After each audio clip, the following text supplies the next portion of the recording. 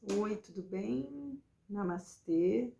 Hoje nós vamos falar de uma forma mais detalhada, né? Vamos nos ater aos sintomas do transtorno de pânico, trazendo para eles o significado transpessoal. No outro vídeo, nós já falamos um pouco a respeito do que é o transtorno de pânico, né? Qual a diferença de você ter uma crise de pânico e você ser diagnosticado como sofrendo de um transtorno de pânico. E falamos de uma forma bem geral, bem superficial a respeito dos sintomas. Hoje nós vamos começar a detalhar um pouco mais os sintomas e relacionando esses sintomas à escola transpessoal, né? Porque nós nos detemos naquele momento apenas no manual, né, de diagnóstico estatístico dos transtornos mentais, que é usado na medicina alopática, né, na psiquiatria, na psicologia, e hoje nós vamos trazer mais para o nosso campo de atuação, que é o campo de atuação transpessoal, ok? Vamos falar sobre os sintomas cognitivos, que são os sintomas referentes ao nosso psicológico, né, ao campo mental, e os sintomas que eles chamam de somáticos, que é o que acontece no nosso corpo. Então, lembrando que nós somos um conjunto de pensamentos, de sentimentos e de comportamentos. Lembrando que nós somos espíritos atuando na matéria terrena, e nós estamos submetidos aos nossos cérebros, né? Nós temos 3 cérebros: o cérebro racional, né?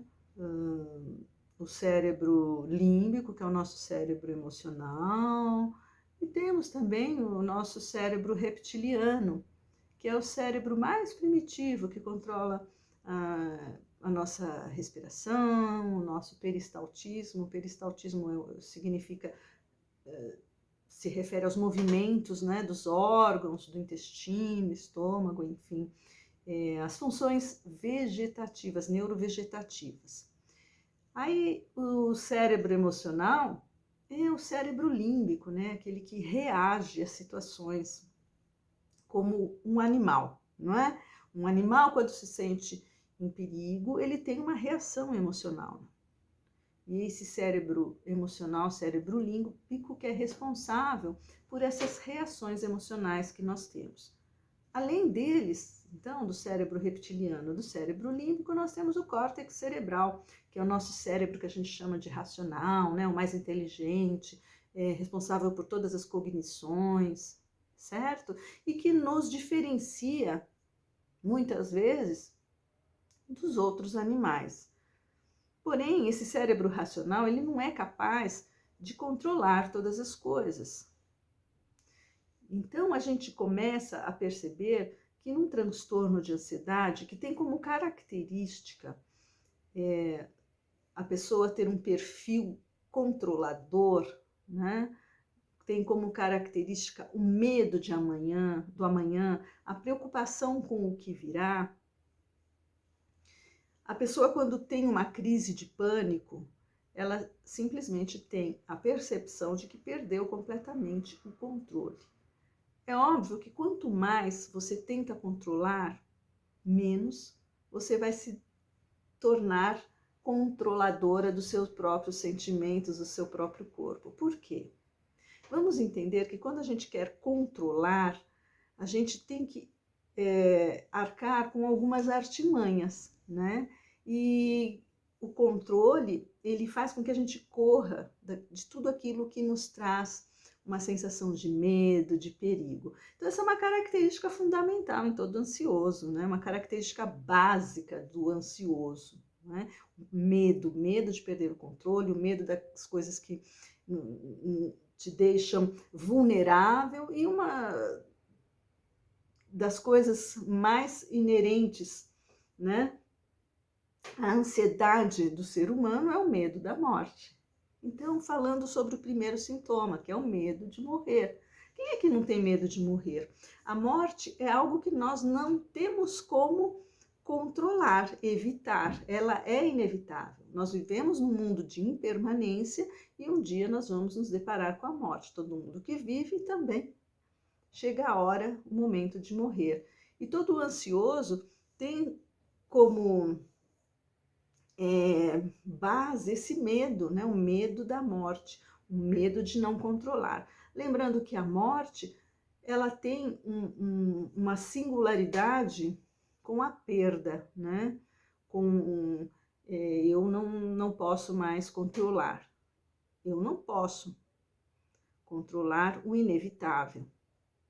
Então, numa crise de pânico, esse sintoma, ele é muito típico, o medo de morrer. Mas por que o medo de morrer no momento da crise? Porque você tem algum sintoma físico, né? Então, você pode ter como sintoma físico uma dor, né, ou desconforto no peito, um aperto no peito, tontura, sensação de instabilidade ou de desmaio, sensação de sufocação. Aqui eu estou descrevendo os sintomas segundo o manual, né? O MSD, né? Manual Estatístico e Diagnóstico dos Transtornos Mentais. Onda de calor, calafrios, náuseas, desconforto abdominal, sensação de anestesia, formigamento, você pode ter palpitações, aceleração da frequência cardíaca, sensação de falta de ar ou asfixia, sudorese, tremores. Veja só que interessante. São todos sintomas que têm como gatilho o sistema límbico, né? O cérebro límbico, o cérebro reptiliano. Veja que interessante. Então, você perde o controle sobre o que acontece no seu corpo, né? O seu sistema neurovegetativo, e você perde o controle sobre o seu cérebro límbico. E aí, você percebe que você não consegue ter uma cognição saudável. Quer dizer, você perde totalmente a inter-relação, né? O controle dos seus 3 cérebros. Porque o cérebro racional não consegue entender o que está acontecendo com o cérebro emocional e o cérebro reptiliano. Afinal de contas, está tudo fora do controle dele. E aí você tem a sensação de que você vai morrer, você tem uma sensação de desrealização, porque, peraí, quem sou eu? Eu não tenho controle das minhas emoções, eu não tenho controle do meu corpo, e aí dá um tilt, né? Dá um pânico no cérebro racional, tá? No córtex cerebral. E aí você tem também a sensação de despersonalização.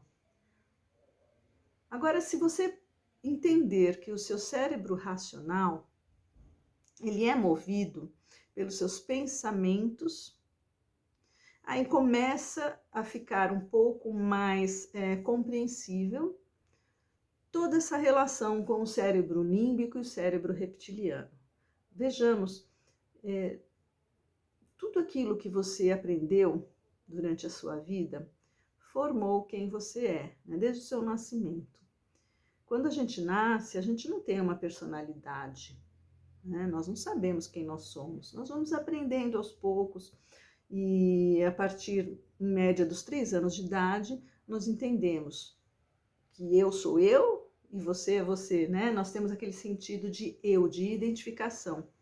Esse sentido de identificação, ele está relacionado a esses aprendizados que nós vamos assimilando e vamos formando no nosso campo mental, no nosso cognitivo.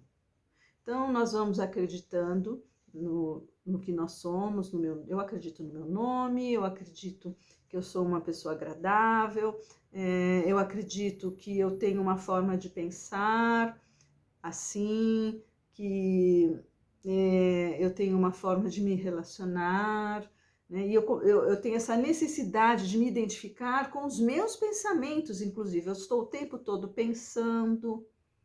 Você já percebeu o quanto você pensa? Não é? A gente tem uma prática de meditação que é básica, que é de observar os pensamentos. Nós pensamos o tempo todo, nós não paramos de pensar e nós nos identificamos com o pensamento, e o pensamento é fruto desse cérebro, cérebro racional, né, do córtex cerebral.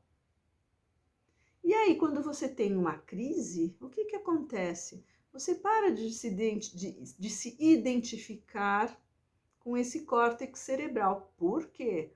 Porque a força avassaladora de uma crise de pânico faz com que você se desconecte dessa identificação com o seu córtex. Como assim? Veja bem, o seu corpo está reagindo, o seu sistema neurovegetativo não obedece ao comando do seu córtex, né? O seu sistema límbico, o seu cérebro emocional, não corresponde ao seu comando. Você perde completamente o controle, não é? Do seu emocional, do seu neurovegetativo, você perde o controle de si mesmo. Então, a sensação é de desrealização, de despersonalização.